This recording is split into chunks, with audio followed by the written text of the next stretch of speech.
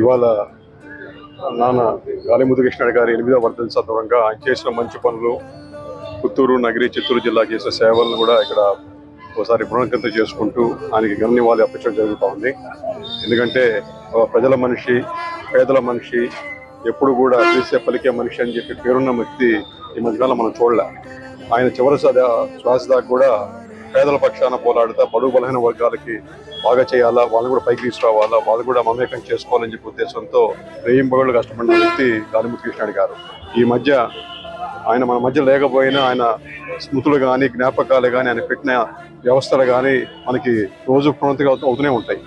ఇవాళ మన స్కూల్లో పుత్తూరు కానీ, నగిరి కానీ, చిత్తూరు జిల్లాలో చాలా చోట్ల కానీ ఆయన పెట్టిన స్కూల్లో చదువుకున్న పిల్లలు ఇవాళ చాలా పైకి వచ్చారు. ఎక్కడికి పోయినా కూడా చెప్తారు, నేను మీ నాయన పెట్టిన స్కూల్లో చదువుకున్నాను, నేను అమెరికాలో ఉన్నాను, లేకపోతే నేను హైదరాబాద్లో ఉన్నాను అని చెప్తుంటే నిజంగా చాలా సంతోషం వస్తుంది. ఒక మనిషి ఎంతమంది జీవితాలను మార్చగల శక్తి ఉంటే అంటే అది మా నాయన చూసి నాకే అనిపిస్తాడు.